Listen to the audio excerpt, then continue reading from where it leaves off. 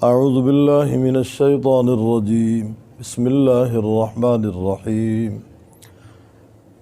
الف لام را تلک آیات الکتاب الحکیم۔ الف لام را حروف مقطعات، یہ آیات ہیں کتاب حکمت والی کی۔ اکان للناس عجبا ان اوحینا، کیا ہے واسطے لوگوں کے تعجب کی بات کہ ہم نے وحی کی الی رجل منہم، طرف ایک آدمی کے انہی میں سے، ان انذر الناس، یہ کہ ڈرا لوگوں کو، وبشر الذین آمنوا، اور خوشخبری دو ان کو جو ایمان لائے، ان لہم قدم صدق عند ربہم، بے شک واسطہ ان کے سچائی کا پایا ہے ان کے رب کے ہاں۔ قال الکافرون ان ھذا لساحر مبین، کافروں نے کہا بے شک یہ البتہ جادوگر ہے کھلا۔ ان ربکم اللہ، بے شک رب تمہارا اللہ تعالی، الذی خلق السماوات والارض، وہ جس نے پیدا کیا آسمانوں کو اور زمین کو، فی ستۃ ایام، 6 دنوں میں، ثم استوی علی العرش، پھر وہ مستوی ہوا اوپر عرش کے، یدبر الامر، وہ تدبیر کرتا ہے امر کی، ما من شفیع، نہیں کوئی سفارش کرنے والا، الا من بعد اذنہ، مگر بعد اس کی اجازت کے۔ ذالکم اللہ ربکم، وہ اللہ رب ہے تمہارا، فاعبدوہ، پس عبادت کرو اس کی۔ افلا تذکرون، کیا پس نہیں تم نصیحت پکڑتے؟ الیہ مرجعکم جمیعا، طرف اس کے لوٹنا ہے تمہارا سب کا۔ وعد اللہ حقا، وعدہ ہے اللہ تعالیٰ کا سچا۔ انہ یبدأ الخلق، بے شک اس نے ابتداءً پیدا کیا مخلوق کو، ثم یعیدہ، پھر لوٹائے گا اسے، لیجزی الذین آمنوا، تاکہ بدلہ دے ان لوگوں کو جو ایمان لائے، وعملوا الصالحات، اور عمل کیے اچھے، بالقسط، ساتھ انصاف کے۔ والذین کفروا، اور وہ لوگ جنہوں نے کفر کیا، لہم شراب من حمیم، ان کے لیے پینا ہوگا گرم، وعذاب علیم، اور عذاب ہوگا دردناک، بما کانوا یکفرون، بسبب اس کے کہ تھے وہ کفر کرتے۔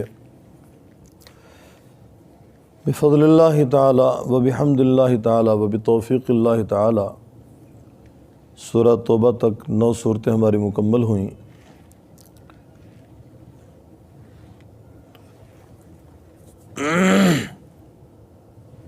سورہ یونس ترتیب تلاوت میں 11ویں صورت ہے، اور غالباً ترتیب نزول میں 51 نمبر پہ یہ صورت ہے۔ اس صورت کا نام سورہ یونس ہے۔ اللہ تعالیٰ کے پیغمبروں میں ایک پیغمبر کا نام حضرت یونس علیہ السلام۔ صوبہ موصل میں اہل نینوہ کی طرف ان کی تشریف آوری ہوئی۔ تفصیل سے اپنے مقام پہ ان کا تذکرہ انشاءاللہ ہوگا۔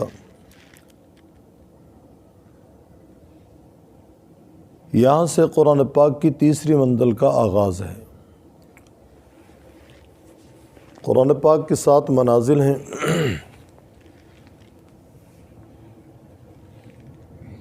صحابہ کرام رضوان اللہ علیہم اجمعین کا معمول 7 دنوں میں قرآن پاک مکمل کرنے کا تھا۔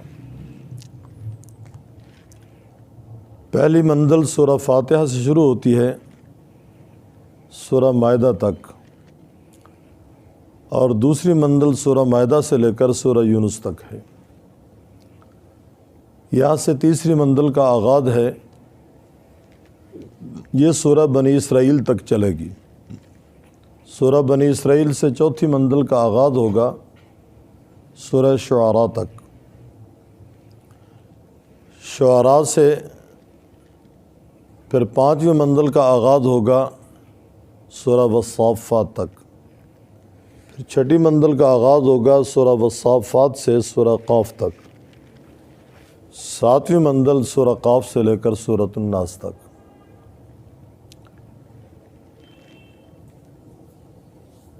الحمدللہ اس سے پہلے 2 منزلیں مکمل ہو چکی ہیں۔ تیسری منزل کا آغاز ہے۔ کوائف اس صورت کے یہ صورت مکی ہے، 109 آیات ہیں، 11 اس کے رکوع ہیں۔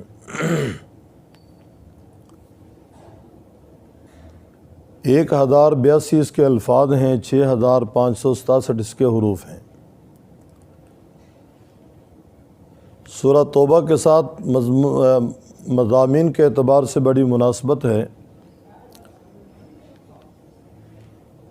سورہ توبہ میں جہاد بالسیف کا تذکرہ تھا، اس صورت میں جہاد باللسان کا تذکرہ ہے۔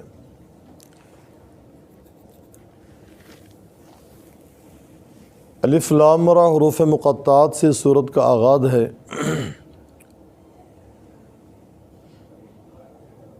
اللہ تعالیٰ کے صفاتی ناموں کی طرف بعض کہتے ہیں اشارہ ہے ان ناموں میں، جس طرح الف سے اللہ، لام سے لطیف، را سے رؤوف۔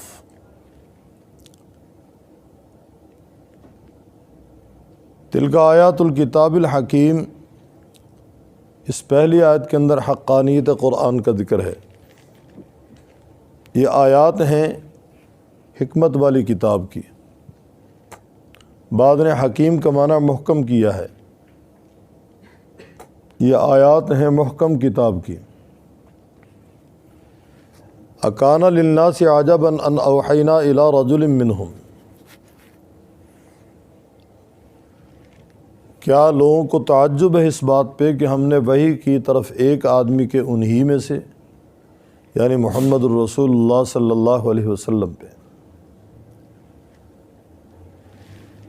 کفار کہتے تھے لولا نزل ھذا القرآن علی رجل من القریتین عظیم، ان دو شہروں میں سے کسی بڑے چودھری پہ قرآن پاک کیوں نہ اترا؟ کوئی اور چودھری اللہ تعالیٰ کو نہیں ملا، ایک ایسا شخص ملا جو ہر اعتبار سے کمزور ہے، اس کے پاس کوئی لمبا چوڑا کاروبار کوئی نہیں، کوئی لمبی چوڑی فیکٹری کوئی نہیں، اس وقت کے حساب سے لمبی چوڑی تجارت کوئی نہیں، وہ ایک مسکین ہے، ایک یتیم ہے۔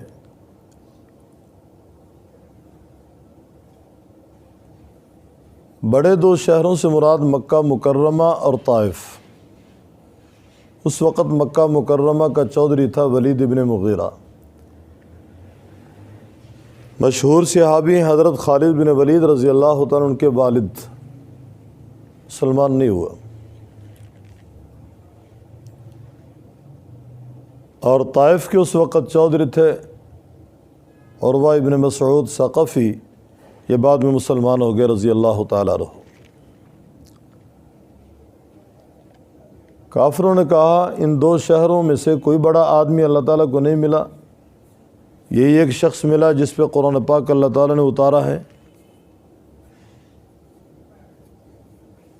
تو اللہ تعالیٰ نے اس کا تذکرہ فرمایا کان للناس عجبا ان اوحینا الی رجل منہم، کیا لوگوں کے لیے یہ بات بڑی عجیب ہے کہ ہم نے وحی کی طرف ایک آدمی کے انہی میں سے ان انذر الناس، امام الانبیاء صلی اللہ علیہ وسلم کا منصب، آپ ڈرائیں لوگوں کو اور خوشخبری دیں ان کو جو ایمان لائے، ان لہم قدم صدق عند ربہم، کہ بے شک ان کے لیے سچائی کا پایا ہوگا ان کے رب کے ہاں، گویا ان کے اللہ تعالیٰ کے ہاں ان کا ایک مضبوط مقام ہوگا۔ قال الکافرون ان ھذا لساحر مبین، بے شک البتہ جادوگر ہے مبین کھلا۔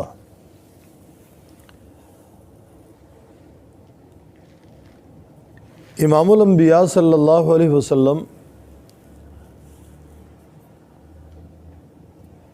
مکہ کی سرزمین پہ پیدا ہوئے، قریشی ہاشمی تھے، آپ علیہ السلام کے دادا عبد المطلب ہیں، آپ کے والد کا نام عبداللہ ہے، آپ کی برادری کنبہ ہے، اور اس بات کا اقرار کفار کو بھی تھا۔ اس لیے ان کے لیے یہ تعجب ہے ان اوحینا الی رجل منہم، اس کے باوجود کوئی یہ کہے کہ امام الانبیاء صلی اللہ علیہ وسلم بشر نہیں، انسانوں میں سے انسان نہیں، تو وہ آپ علیہ الصلاۃ والسلام کی عزت نہیں بلکہ آپ علیہ الصلاۃ والسلام کی انسلٹ کر رہا ہے۔ اور کافروں نے تو کوئی موقع جانے نہیں نہ دیا، ہاتھ سے،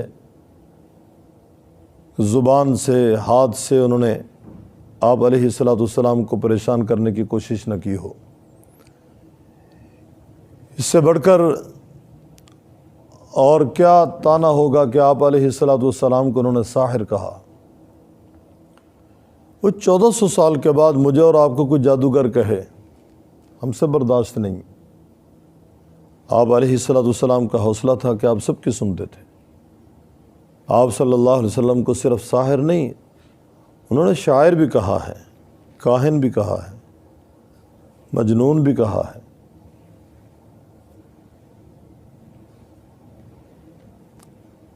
ان ربکم اللہ الذی خلق السماوات والارض فی 6 ایام۔ سورہ توبہ کی آخری آیات میں بھی توحید اور رسالت کا ذکر تھا۔ اس سورت کی ابتدا میں بھی اللہ تعالیٰ نے توحید فی الافعال کا ذکر کیا۔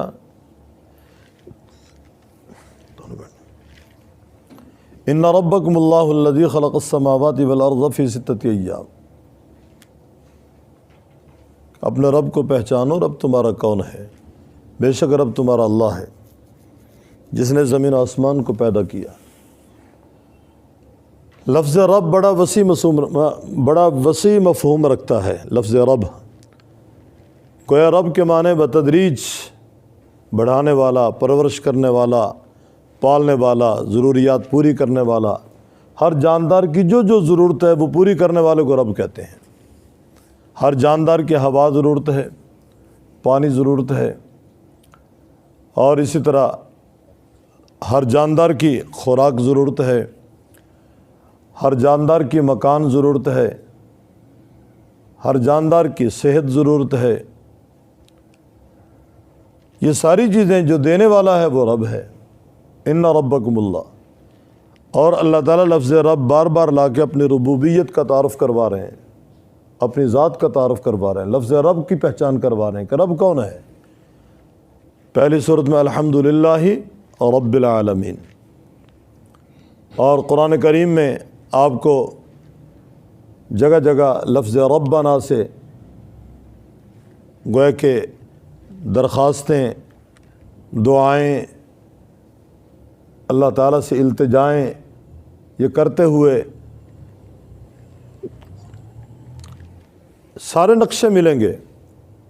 ربنا آتنا فی الدنیا حسنہ، ربنا فجعلنا مسلمین لک ومن ذریتنا، ربنا لا تزغ قلوبنا، ربنا انک جامع الناس وغیرہم۔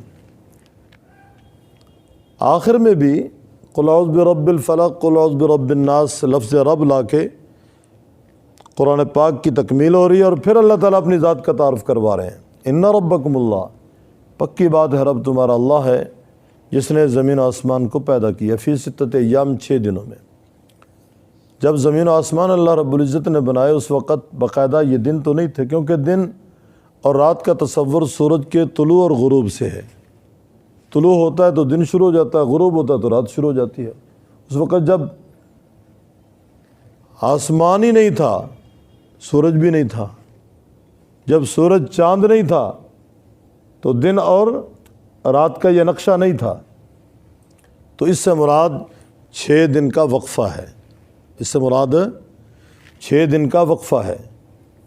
فی 6 ایام ثم استوى علی العرش، پھر وہ مستوی ہوا اوپر عرش کے۔ یہاں ایک سوال ہے کہ اللہ تعالیٰ کی ذات کن فیکون، ایک لمحے میں کائنات کو وجود دینے پہ قادر ہے، اور یہاں 6 دنوں کے وقفے میں اللہ تعالیٰ نے زمین و آسمان کو بنایا۔ فرمایا اپنی مخلوق کو، اپنے بندوں کو سبق دینے کے لیے اللہ تعالیٰ فرما رہے ہیں کہ میں قدرت کے باوجود ایک کام کو بتدریج کر رہا ہوں، آہستہ کر رہا ہوں، اور تمہارے پاس تو قدرت بھی نہیں ہے، طاقت بھی نہیں ہے، پھر ہر کام میں تعجیل کرتے ہو، جلدی مچاتے ہو، لہذا کام آہستہ آہستہ کیا کرو۔ ثم استوى علی العرش، پھر وہ مستوی ہوا اوپر عرش کے۔ عرش میں مستوی ہونے کا مفہوم میری اور آپ کی سمجھ سے بالاتر ہے، کما یلیق بشانہ۔ امام مالک رحمہ اللہ مدینہ طیبہ میں پیدا ہوئے اور وہیں ان کی تدفین ہوئی، حلقہ درس لگا ہوا تھا۔ شاگردوں نے پوچھا ثم استوى علی العرش، کیا کیفیت؟ فرمایا الایمان بہ واجب، ایمان لانا اس کے ساتھ واجب ہے، وکیفیتہ مجہولۃ، کیفیت اس کی بالکل غیر معروف ہے، ہم نہیں جانتے، ہم اس سے ناواقف ہیں۔ بس سؤال عنہ بدعۃ، اور اس کے بارے میں سوال بدعت ہے۔ ثم استوى علی العرش، یہ آیت متشابہات میں سے ہے، معنی تو معلوم ہے، مفہوم تک ہماری رسائی نہیں ہے۔ وہ مستوی ہے اوپر عرش کے، کیسے مستوی ہے اللہ بہتر جانتے ہیں۔ یدبر الامر، گویا ہر امر اس کا اور ہر تدبیر اس کی اس کائنات کے نظام کو ہینڈل کرنے میں چل رہی ہے۔ اللہ ہی کا امر ہے، اللہ ہی کی تدبیر ہے، وہ مدبر ہے، ہر معاملے میں ہر کام کی تدبیر وہ کر رہا ہے، ہر چیز کا نظام اس کے ہاتھ میں ہے۔ دن اور رات کا وہ مالک، چاند سورج ستاروں کا وہ مالک، ہواؤں کے بدلنے کا وہ مالک، دریاؤں کا وہ مالک، فضا کی مخلوق، دریا کی مخلوق، سب کا وہ مالک، تصرف کا حق بھی اسی کو ہے۔ یدبر الامر، گویا سارے اختیارات اللہ تعالیٰ کے پاس ہیں۔ اللہ تعالیٰ نے اپنا اختیار کسی کو نہیں دیا مخلوق میں سے، اللہ تعالیٰ نے اپنا اختیار مخلوق میں سے کسی کو نہیں دیا۔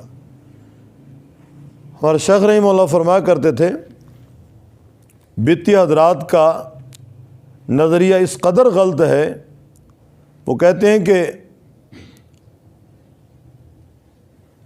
جہان کی تدبیر کے اختیارات مخلوق کے پاس بھی ہیں۔ جیسے مولانا احمد رضا خان صاحب جو بریلوی مسلک کے بانی ہیں، پیران پیر شیخ عبد القادر جیلانی رحمہ اللہ کے بارے میں کہتے ہیں، ذی تصرف بھی ہے، معزون بھی ہے، مختار بھی ہے، کار عالم کا مدبر بھی ہے عبد القادر۔ اور یہ ان کا گویا موقف جو ہے وہ شرک پہ مبنی ہے کہ اللہ تعالیٰ نے سارے اختیارات سیدنا عبد القادر جیلانی رحمۃ اللہ علیہ کو دے دیے، کہ سارا نظام شیخ عبد القادر جیلانی چلاتے ہیں۔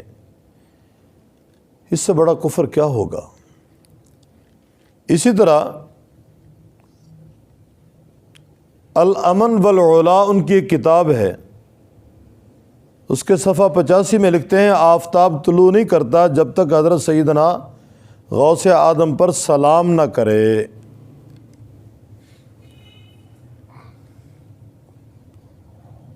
حضرت سید شیخ عبد القادر جیلانی رحمہ اللہ کو غوث اعظم کہتے ہیں وہ، اور ان کی پیدائش 494 ہجری میں ہوئی، 561 میں ان کا انتقال ہوا۔ کیا اس سے پہلے سورج طلوع ہوتا تھا یا نہیں ہوتا تھا؟ 591 کے بعد سورج طلوع ہو رہا ہے یا نہیں ہو رہا؟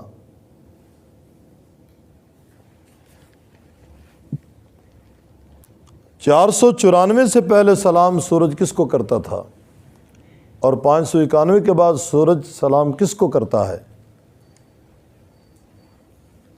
اگر پہلے کوئی اور ذات تھی جس کو سلام کرتا تھا، جس سے اجازت لیتا تھا، آج بھی وہی ذات ہے۔ یہ شرکی عقیدہ ہے۔ اللہ تعالیٰ میرا اور آپ کے عقیدے کی حفاظت فرمائے۔ عقیدہ بہت بڑی چیز ہے، عقیدہ غلط ہوا ساری نمازیں، زندگی بھر کی ساری زکاتیں، سارے روزے، سارے عمرے، سارے حج ٹھکانے لگ جائیں گے، کسی کام نہیں آئیں گے۔ یدبر الامر، فرمایا سارے اختیارات اللہ تعالیٰ کے پاس ہے، وہی تدبیر کرتا ہے امر کی۔ ما من شفیع، نہیں کوئی سفارش کرنے والا مگر بعد اس کی اجازت کے۔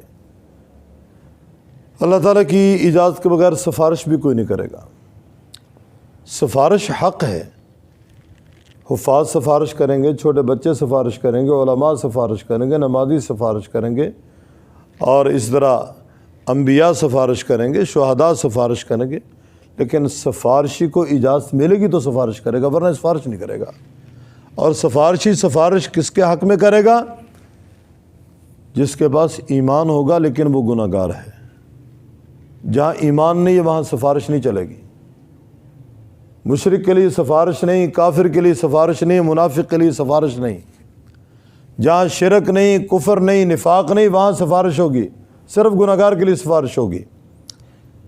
حتیٰ کہ امام الانبیاء صلی اللہ علیہ وسلم بھی بغیر اجازت کے سفارش نہیں کریں گے۔